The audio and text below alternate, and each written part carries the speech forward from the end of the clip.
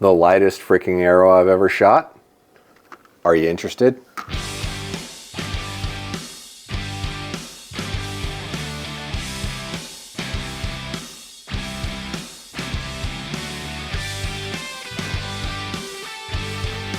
Hello and welcome back to the YouTube channel. MFJJ here, talking about the RIP Extreme Velocity. This is an arrow I've used for different applications over the years. You've probably seen it, you've probably heard about it. I know Dan's used it for some things. I shot this arrow for tack, as well as, I didn't shoot this for antelope, but I have hunted with this arrow before multiple times. And there's a reason for it. This is the lightest 300 spine arrow you can get. This is a 7.1 GPI, 204 diameter arrow. These are not terribly expensive compared to some others. I want to say they're 169 bucks, but here's the specs of how to get to a 15% FOC. This arrow comes with an aluminum insert that weighs around 30 grains. And if you cut it at 28 inches, fletch it with 3 fletches at around 7 grains a fletch, standard knock, stock insert, stock knock, 100 grain field point, you're already at 15.48% FOC. Now, you know how I feel about aluminum inserts, and that is an aluminum insert. So if you step it up to a 50 grain steel or titanium, you'll actually have a 17.17% FOC on a 378 grain total weight arrow. Sorry, I didn't mention the other. The stock setup is 15.48% and 358 grains. So that's like crazy, crazy light. I would probably only recommend this on smaller big game animals, and depending on how many pounds you're shooting will have a factor in that. But let's take a little look, see what we can come up with. Move this out of the way real quick.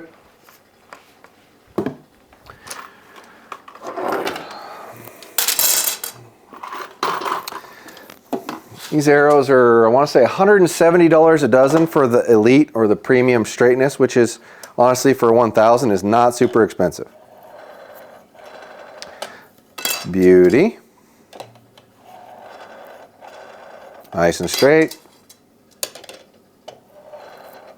Nice and straight. One other thing I will point out that I love about Victory arrows is they spine align every arrow. It comes with a mark and indexing on it. That one's perfectly straight.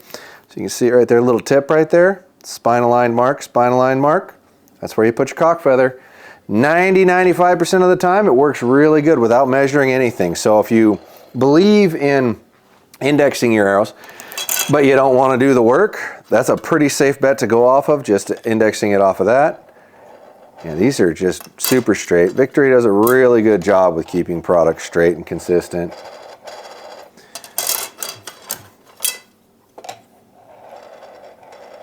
Yep, still perfectly straight. Out back end moved a tiny bit. Yeah, that one's moving a little bit more. That one's good. That one's good. So we had two that were imperfect, one that was very mildly imperfect, and one that was definitely with over 1,000 of straightness. Let's see if I got my tools here. Measuring. See what kind of weight variance we get on these arrows.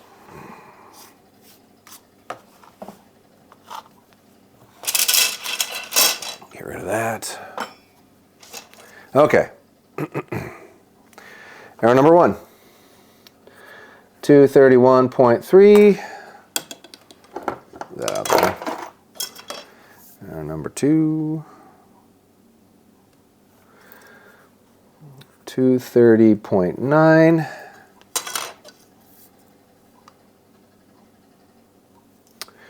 231.3.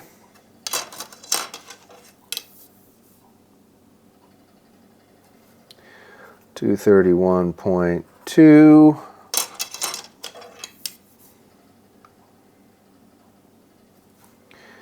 230.7.